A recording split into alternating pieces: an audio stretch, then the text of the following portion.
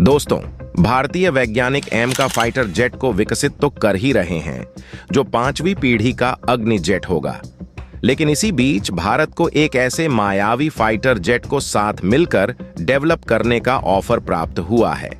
जिस प्रोग्राम में अगर भारत शामिल हो गया तो भारत के एंट्री मात्र से ही चीन और पाकिस्तान के हवा टाइट हो जाएगी।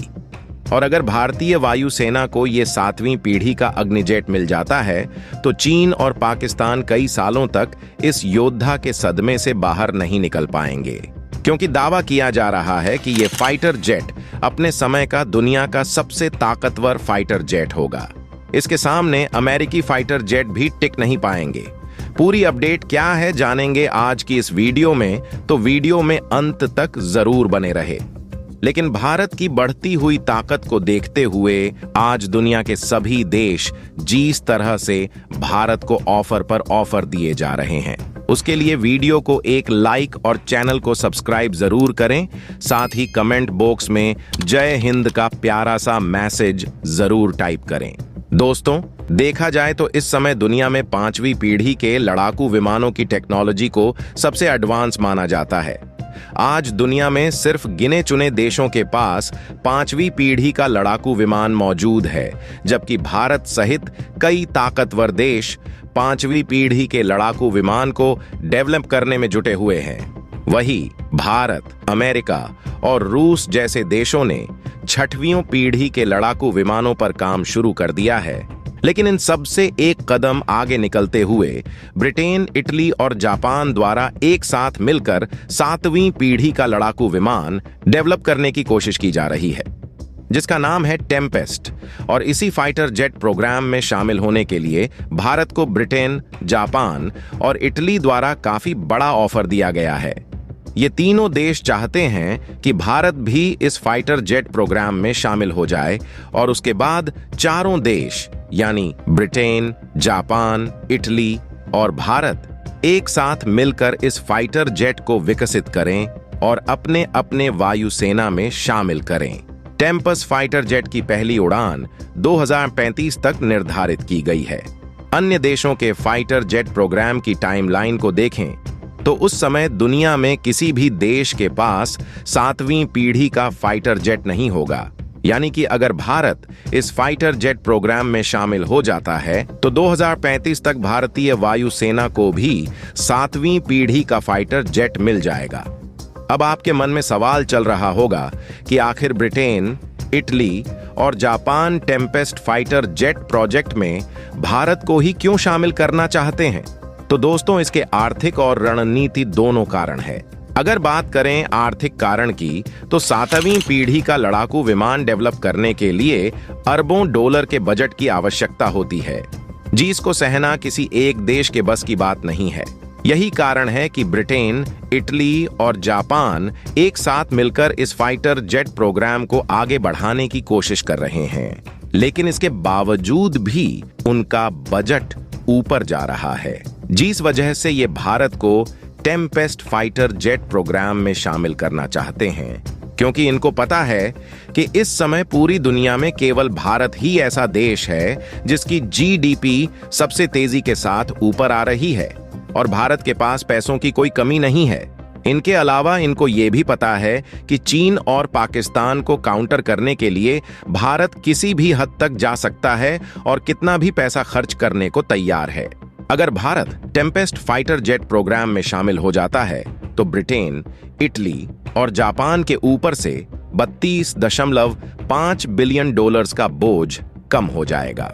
तो दोस्तों, चलिए जानते हैं रणनीति कारण के बारे में। 200 टेम्पेस्ट फाइटर जेट प्रोग्राम में भारत को शामिल करवाने की सबसे ज्यादा कोशिश जापान और जेट इंजन बनाने वाली कंपनी रोल्स रॉयल्स द्वारा की जा रही है। अगर जापान की बात करें तो इस समय जापान का सबसे बड़ा दुश्मन चीन है, जो दक्षिण चीन सागर में जापान को लगातार परेशान कर रहा है। ये बात तो आप भी जानते हैं कि दुश्मन का दुश्मन दोस्त होता है, यानी जापान और भारत दोनों का दुश्मन एक है और वो है चीन। इसके अलावा भारत और जापान के बीच प्राचीन काल से मधुर संबंध रहे हैं।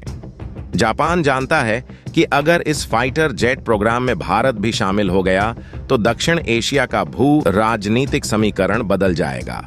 एक तरफ जहां चीन के दक्षिण में भारत 7वीं पीढ़ी का फाइटर जेट तैनात करेगा, वहीं पूर्व में जापान अपना फाइटर जेट लेकर चीन को ठोकने के लिए तैयार रहेगा।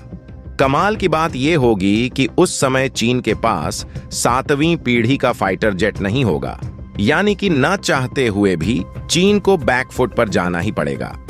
अगर बात करें रोल्स रॉयल के हित की, तो फाइटर जॉइंट इंजन बनाने वाली कंपनी रोल्स रॉयल भारत के एएम का फर्ड जेट के लिए अपना इंजन देना चाहती है, जिसका कंपटीशन अमेरिकी जेट इंजन निर्माता कंपनी जनरल इलेक्ट्रिक से चल रहा है। ऐसे में अगर रोल्स रॉयस भारत को टेम्पेस्ट फाइटर जेट प्रोग्राम में शामिल करवाने में सफल हो जाता है, तो उसके लिए एम का फाइटर जेट इंजन की डील काफी आसान हो जाएगी। तो दोस्तों, चलिए जानते हैं टेम्पेस्ट फाइटर जेट कितना ज्यादा एडवांस होगा और उसके पास कौन कौन सी खूबियां मौजूद होगी, और क्या भारत को इस फाइटर जेट प्रोग्राम में शामिल होना चाहिए या नहीं। फिलहाल के लिए इस फाइटर जेट को लेकर कोई स्पष्ट रूपरेखा सामने नहीं आई है, लेकिन जैसा कि आप सभी जानते हैं कि फाइटर जेट प्रोग्राम में जापान शामिल है, जिसकी टेक्नोलॉजी दुनिया की टेक्नोलॉजी से 50 साल आगे रहती है। ऐसे में जापानी नेतृत्व में तैयार किया गया 7वीं पीढ़ी का फाइटर जेट कितना ताकतवर और खतरनाक होगा, इसका अंदाजा लगाया जा सकता है। ब्रिटेन के रक्षा मंत्रालय का कहना है कि यह दुनिया का सबसे एडवांस फाइटर जेट होगा। इस सुपरसोनिक जेट का राडार इतना पावरफुल होगा कि वर्तमान जेट के मुकाबले रियल टाइम में 10 गुना अधिक जानकारी और डेटा उपलब्ध करवा सकेगा। दी नेशनल की रिपोर्ट के मुताबिक इसके सॉफ्टवेयर और हार्डवेयर काफी अपग्रेड होंगे। मिशन के हिसाब से इसमें बदलाव भी किया जा सकेगा। पायलट इसे वर्चुअल रियलिटी हेडसेट से ऑपरेट कर सकेंगे, यानी इसको उड़ाने के लिए किसी पायलट की जरूरत नहीं होगी। बेस स्टेशन पर बैठा कोई पायलट इसे ऑपरेट कर रहा होगा। यही कारण है कि इसे इतिहास का सबसे ताकतवर फाइटर जेट माना जा रहा है। मीडिया रिपोर्ट के मुताबिक यह हाइपरसोनिक लेजर हथियारों से लैस होगा, जिसे दुश्मन को आसानी से टारगेट किया जा सकेगा। इसके अलावा इसमें आर्टिफिशियल इंटेलिजेंस का इस्तेमाल भी किया जाएगा, यानी कि एक बार टारगेट को तय कर देने के बाद ये उसको तबाह किए बिना वापस नहीं लौटेगा। फोक्स न्यूज के अलावा कुछ और मीडिया रिपोर्ट्स के मुताबिक इस प्रोजेक्ट के लिए टेक्नोलॉजी को तैयार करने का जिम्मा जापान को दिया गया है और ब्रिटेन की मैन्युफैक्चरिंग क्षमता का इस्तेमाल करते हुए ब्रिटेन में ही इसे असेंबलिंग की जाएगी और इटली का एरोनॉटिकल डिपार्टमेंट इसके सेंसिटिव पार्ट्स तैयार करेगा। ब्रिटेन, इटली और जापान भले इस प्रोजेक्ट को लेकर ज्यादा कुछ ना बोल रहे हो, लेकिन इस फाइटर जेट को तैयार करने का सीधा मकसद चीन को घेरना है। इस फाइटर जेट को विकसित करने में जापान की रोबोटिक टेक्नोलॉजी का इस्तेमाल इसलिए किया जाएगा ताकि इस प्रोजेक्ट पर काम करने वाले किसी कर्मचारी या इंजीनियर की पहचान उजागर ना हो पाए। अगर बात करें चीन की, तो चीन ने 6ठी पीढ़ी का लड़ाकू विमान डेवलप करने के लिए रूस से हाथ मिलाया है। रिपोर्ट के मुताबिक अगले दशक की शुरुआत तक उड़ान भरता हुआ नजर आ सकता है। वहीं चीन और रूस द्वारा साथ मिलकर डेवलप किए जाने वाले 6वीं पीढ़ी के लड़ाकू विमान के आने में थोड़ी देर होगी। ऐसे में भारत को काफी सावधानी पूर्वक फैसला करना होगा कि टेम्पस फाइटर जेट प्रोग्राम उसके लिए सही है या नहीं। तो दोस्तों, इस वीडियो में फिलहाल के लिए बस इतना ही। वैसे आपको क्या लगता है, क्या भारत को इस फाइटर जेट प्रोजेक्ट में शामिल होना चाहिए या नहीं? आप अपनी राय हमें कमेंट बॉक्स में जरूर बताएं। अगर अभी तक आपने इस चैनल फ्यूचर दृष्टि को सब्सक्राइब नहीं किए हैं, तो चैनल को सब्सक्राइब करके बेल आइकन को ऑल पर सिलेक्ट जरूर करें, ताकि आने वाली वीडियो की अपडेट आपको समय से प्राप्त हो सके।